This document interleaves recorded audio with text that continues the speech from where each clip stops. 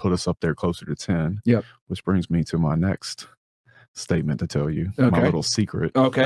Here we go. Bomb drop. I bought a mobile home park in Ohio. Oh shit! Damn. A park? A mobile park. Not one, but a park? Yeah, whole park, 21 for 21 trailers. 21 trailers. Okay. 285,000, 15 cap. What the fuck? Damn. 25K? $285,000. What the fuck? Yeah, War Room guy called me. He's like, "Hey man, I need you to review this deal." I'm like, "Bro, I love this deal." He's like, "Man, if you want to partner, I'm down."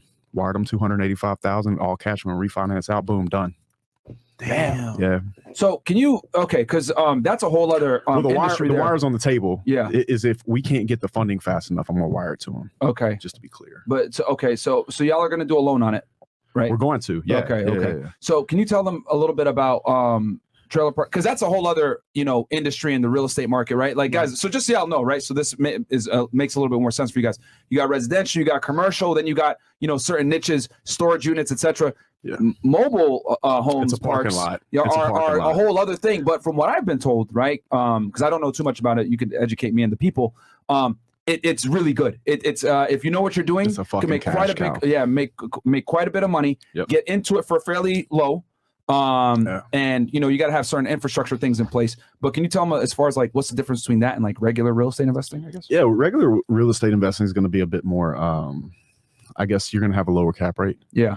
The really beautiful thing in my less opinion, risk but lower cap rate. Yeah. But my thing about the mobile home park is the depreciation. You go to 39, you go to a parking lot depreciation instead of a building. So that's really, really positive. So you get to depreciate not only the mobile home, but you get to depreciate in a separate situation the parking lot itself. Nice. And that's where the big tax breaks are. And so currently there's 17 trailers in there. 15 of them are full. And there's 4 more lots. I'm going to take the 2 trailers, upgrade them, buy 4 more trailers, and then owner finance the other ones. Oh, finesse. So it's going to add so we already get $6,000 a month with a net of that's good. 3,500. Then I'm going to add $6,000 to it. And let's say those trailers cost me 25 grand a piece. So 25,000 times 400 grand. Let's say $125 out the door to get it all set up. To add another $6,000 of cash flow, dude, I'm gonna be like 16 cap, something fucking just disgusting. So very interesting. You said you can depreciate the land. So just so y'all know, like depreciation, guys. Yeah, the roads. Yeah, so that's wild. Infrastructure. So depreciation, guys, is the ability essentially where you're able to kind of write it off as a tax. Like, hey, listen, government, you guys are gonna give me a tax break because this is gonna get some wear and tear. Okay, yep. And I'm gonna be that should give me a tax benefit, right? Now, normally when you buy a house, right, and you depreciate the house. You depreciate the actual house and they take 20% away because of the land. Okay. So let's say you buy a house for $100,000. You're able to depreciate $80,000 of it because they take 20% away, assuming the land. Right.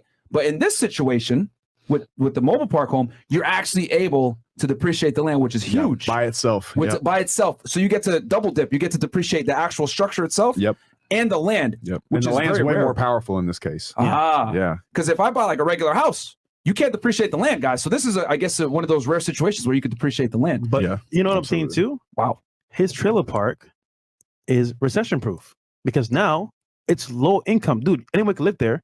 And why are you going to leave a trailer park if you're already there? Mm-hmm. So they're leaving. And then it's cheap as well, bro. That's a win-win. Recession proof. Yeah. You're good to go. Yep. Yeah. Damn. And by the way, if any of you guys across the country watching me want to do a business deal with me, you find me a fucking trailer park cowboy. We'll talk. I'll come see you. Real fast. I'm a big fan, man. That's a W, bro. Look, I've lived in trailer parks, man. Actually, I've lived in 4 trailer parks in my life.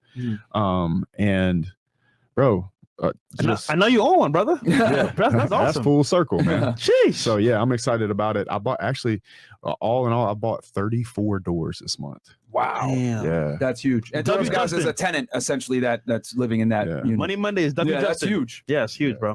So, I'm really excited. So you're able to. Okay, so that's really interesting. So with the trailer park, you're able to depreciate the land, which is rare. You can't do that in other situations. Is it against? What, 39 and a half years or something like that? I think it's that, man. I'd have to look it up. Okay. I just know, I think it's 39 and a half. And then you also mentioned something as well that I want the people to kind of understand. You mentioned owner finance. Yes. Right. So, guys, can you explain what owner finance is for the people and why it's so powerful? So it's super powerful because it really gives you a lot of power. So let's say I buy a mobile home for 25, fix it up, get it all set up or whatever, and I sell it for, I don't know, 75. 75K. Right. Yep. Buy it And for I'm 25K, sell it for 75K after you fix it. Exactly. And so I'm going to make 50,000 profit if they pay it off. They put down 20% deposit. I keep the money. A lot of times what's going to happen in a mobile home park, they're going to pay on that thing for 5 or 6 years, and then they're going to default. And I'm going to take it and I'm going to sell that bitch again. So, and I'm going to keep, and I get the depreciation. And another beautiful thing about the owner finance is they own the place. So they're going to treat it right. And they're going to be the ones holding the insurance on it. So you avoid because that payment. they're the owner. That's right. So I'm avoiding the insurance on the trailer. I'm avoiding the upkeep on the trailer. So now I don't need property management for that trailer because it's their trailer. So if they break the fucking toilet, they're calling the plumber, not me. Wow, it's powerful. So so I'm getting the money down. I'm way ahead on the deal. They're basically, when they put the 20% down, they're damn near paying for it. So I'm backing my money very quickly. Yeah, I'll do it again. Yeah, another one. Okay. Yo, that's genius, bro. Because, that's why I wanted him to, because me and Justin have talked about owner financing before. It's kind of like a glitch in the matrix. Yeah. Where here, I'll pass it to where it allows you, because thank you. And guys, owner financing is like one of the rare situations where you're able to kind of double dip. Yeah. Because what you're able to do is you're still able to exert the authority of a landlord to a degree, but at the same time, with the tenant, power of the bank. Yes, with the using the power exactly. And but the tenant also cares more about the place because they're essentially paying a mortgage to own the place. But the beauty is if they default on it, get it all. I keep your money. Yep. The property goes all right. I keep all of it that you put in. Yep. And then basically you act as a bank, guys. But don't you miss certain I think you missed a deduction from doing that though. I forgot what it was called. Doing the owner finance. I forgot what it's called. It's on bigger pockets. You miss a type of you might miss the interest that you would be paying the bank, but I'm actually going to pay the bank interest anyway because I'm going to get a loan for the trailers. Yeah. So it's not even going to be my money. Okay. Yeah. Cool. So you go ahead. So you take a loan from the bank, buy that, get that trailer. I'll roll it into the 285. Yeah. So I'll probably, let's say I'll be at 385, right? But I'll have added 4 units. Where else are you going to get 4 units that are probably going to cash flow me $800 a month each to $1,000? You know what I'm saying? And it's your land, and it's mine. Yeah. So it's sitting on my dirt. If they default, I own it. They can't move it. So I'll have title. And so at any point in the course of that payment structure, if they default, then I would be able to keep it. Now, I wouldn't be a dick. If they were in a bad situation, I wouldn't hurt them. Yeah. But if they decided they had to move or whatever, at that point, it's mine. Yeah. So and you're still able to reap you're still able to depreciate at the same level and everything else like that during the entire duration of owning the property. Yep. That's really fantastic. The dirt underneath them, which, as we said, is the most important. Yep. That's fire. So that's one of the rare, because I've never heard of being able to depreciate actual land. That's one of the rare situations, I guess, that you can. Is a mobile home park. You're depreciating the infrastructure. Here's a beautiful part: if they pay me off, lot rent's still $350. Bam. You're collecting money from them regardless. So even if they pay off the trailer, they still got to pay you to have it. Got to pay me to stay there. Yeah. The other thing too. No, that's awesome. Yeah. So I mean, like Andrew's hanging out with sheikhs and like movie stars and all kinds of shit over there, man. You know, how do you compete with that though? I mean, like on a dating market, like you can't compete with a sheikh. Nigga could buy you and your family. Yeah, bro. But I mean, they want to hang out with Andrew, bro, because he has influence and they have money, and so I think they want to be around him. So they're bringing him everywhere, I mean, as if he fucking needs it. But you understand what I'm saying? Yeah, bro.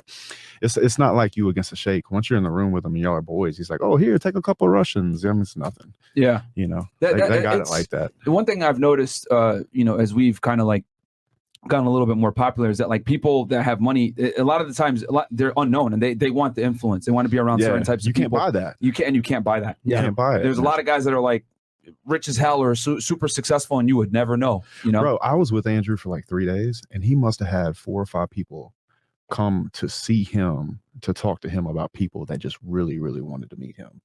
Like, very powerful people, and they were just trying to figure out how to schedule it all. Wow, you know. So I mean, I think you're exactly right. Once it gets to, you can be worth billions of dollars, and at some point it doesn't matter anymore. You know, at some point you're gonna want to have influence, because again, it all comes back down to, if you don't have influence and money and everything else put together, it's hard to get women. And even those older guys that have all this power and money, they still need influence. That's why I always differentiate status and money, because you can like have like you. obviously money will take you to a certain level status wise, but then actual influence is a whole other thing. Yeah. You know what I mean? So there's rich guy.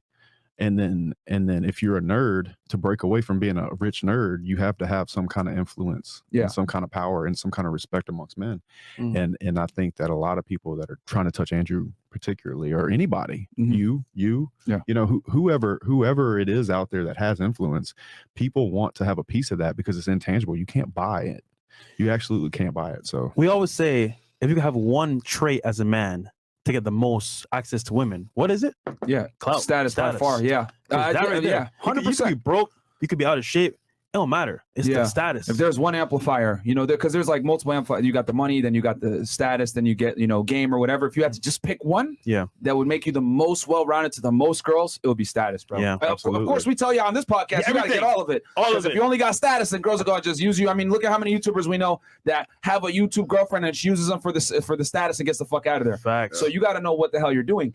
But if there's just like, I just need, you can only pick one amplifier, it would definitely be that status, which is, you know, it's kind of gay, but it sucks. It is what it is. Well, I think that's the problem with getting status too early. A lot of times, the YouTuber and stuff, he hadn't built himself up in all those other ways, so he gets status through the platform, but then he's empty inside, and that bubble gets popped. And I think that's very dangerous. That's why it's so important for guys to like, because there's so many of these guys that, like, you know, made money off crypto, become rich at 20 or whatever. And it's like, or they became famous off YouTube or whatever, and they didn't have like a job before or whatever. And this is kind of where we were talking about this, where a lot of these like content creators, like, they don't have a solid base of like masculinity because they didn't go through any pain, the struggle, or the pain, right? To like build themselves. They got the money quick at a young age. And it's like, you didn't learn these certain lessons in life, which, you know, I thank God all the time that I didn't become a millionaire until I was 31, because I matured from being on the job with the government, learned a lot of life lessons that I would have never learned otherwise. From being Division I athlete, et cetera, because you're a D1 athlete too, former. So that stuff builds you up into becoming a certain type of guy. And then when you do get the money, you're able to enjoy it much more and appreciate it, because number one, you busted your ass to get it. And number two, you've built up certain characteristics that are indispensable that you need in life. Paranoia being one of those. Yeah. Because I mean, like, a lot of times in your career, there's ups and downs. Yeah. So there would be times in my career where I'd hit a lick, bro. I'd make like 6 figures in a few weeks on a job. Yep. And I'd be feeling good. And then I'd just lose it all somewhere else. Yeah. You know, and getting hit in the face in that way, it reminds you that, hey, even though you're doing good today, you can lose tomorrow. And I think that's a very important part of keeping moving forward. Yeah. You know, it's that fear. It's like, you know, you sleep with an eye open in a way. Not that you're always paranoid, but you have to respect the fact that there's good times and bad times. Yeah. And if you've been through things in your career, I think that's a very healthy place to be, because you live inside the reminder of the reality that you can win, but you can also fucking lose. And there was a stream with Aiden Ross and Andrew, and you can see the parallels between having money when you're young versus when you work towards it and you become older with money. It's totally different. So it's there in our faces every single day. And honestly, I really wanted to bring this up because we got a lot of young guys here that you guys might be listening to this conversation like, man, I could never picture like doing this or having this kind of money or whatever. For all the young guys out there, there's nothing wrong with struggling in your teens and your 20s and busting your ass to get to a certain level and then getting your money up as you get older. Because guys, the measurement of you being a man is being able to overcome adversity and overcoming the struggle. Like you must struggle as a man. I don't care what nobody fucking says. It's going to make you a better individual. And if you guys don't believe me, look at a lot of these content creators that are young and got their money young. It's not the same. It's just not the same. The reason why Andrew is so respected, guys, is because he's been through the fire, 4-time kickboxing world champion, been through the bullshit, been poor, rose up. Everyone likes to see the hero's journey, but when you've never been on that journey, you're not able to draw from certain experiences, and that doesn't make you as an interesting person, you know? And I think that's why so many people gravitate towards him. They gravitate towards guys like us because we came into this YouTube stuff way later on, you know, after we already had a professional career, starting businesses, maybe being in law enforcement, tech, whatever it was. So, it's just very important. So just guys, don't be scared, right, to struggle a little bit in your 20s as a guy. This is just what life is. You know, you're not a woman. You don't get the privilege of, you know, being a bimbo and not being able to accomplish anything and still being around rich people and having a certain lifestyle. As a man, you must perform, and there's nothing wrong with that. And actually, making mistakes is very important, because if you don't make mistakes up front, how do you learn to progress and adapt? Because even as in business, you're going to make mistakes. You have a learning curve. If you don't go through that process, then how can you become better? How can you have you know, it's more like if you got business running for yourself, you're going to have issues. If you don't know how to deal with issues coming up, they're going to be way bigger ones in the future. So it's like you got to water the plants, go through the fire, but at the same time understand, look, I'm gonna fail a couple times, but I'm gonna get back up and keep going. That's pretty much it. Yeah, absolutely.